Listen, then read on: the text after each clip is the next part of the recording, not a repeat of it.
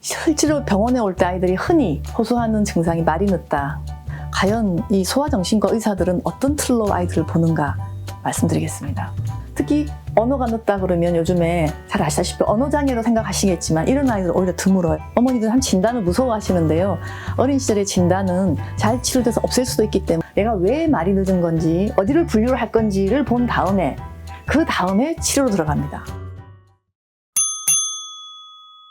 안녕하세요. 이번 시간에는 언어 발달 중에서 특히 좀 발달이 늦은 아이들에 대해서 좀 설명을 드리겠습니다.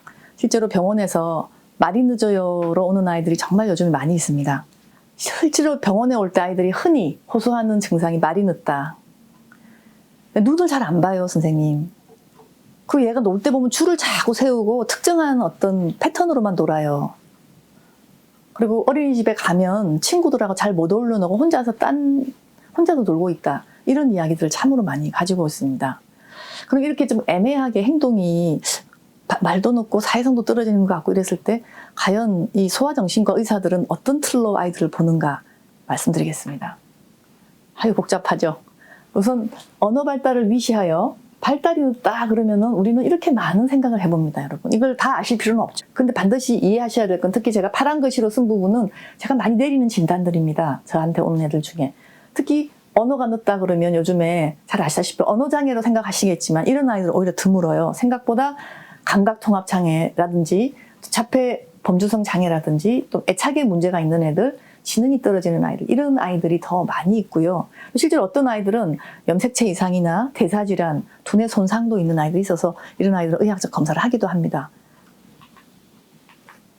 그러면 저런 것들을 정확하게 진단을 어떻게 붙이느냐. 어머니들 한 진단을 무서워하시는데요.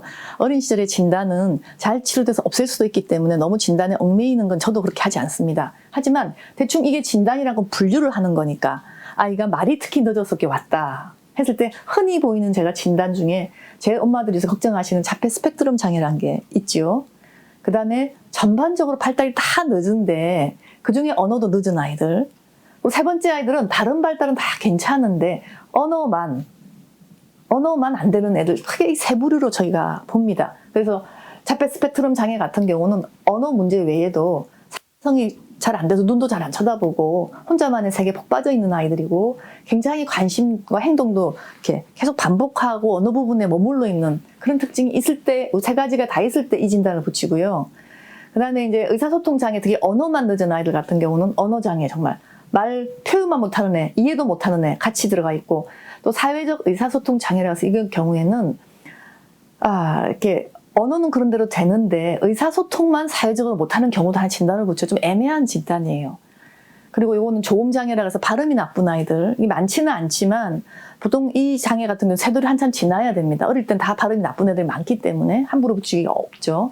그 외에 이제 소위 말 더듬증이라는 병도, 처음에는 아이들이 다 말을 더듬는데 이것이 나이가 들어도 계속 말을 잘 더듬어서 소통이 안 될 때 우리가 진단을 붙이죠. 그래서 이것만 해도 지금 복잡한데, 그렇기 때문에 저는 항상 제게 진료를 오시면 아이들이 말이 늦든 사회성이 떨어지든 줄을 세우든지 간에 일단은 이 발달 영역을 다 체크를 하라고 합니다. 운동 발달, 인지 발달, 언어 발달, 이 세 가지는 너무 중요하고 눈으로 볼 수 있고, 그 외에 엄마들이 잘 모르셔서 오는 게 사회성 발달이나 정서 발달도 함께 문제가 되는 것을 부모님들은 잘 모르십니다. 이게 왜 중요하냐면 사회성 정서가 발달되지 않으면 제가 지난 시간에도 말씀을 드렸지만 언어, 인지 이게 되지가 않습니다. 그래서 여기 이제 선을 그어 놓은 게 이 발달을 먼저 보고 여기 불들을 보는 검사를 해야 된다라고 지금 말씀드리고 싶고요.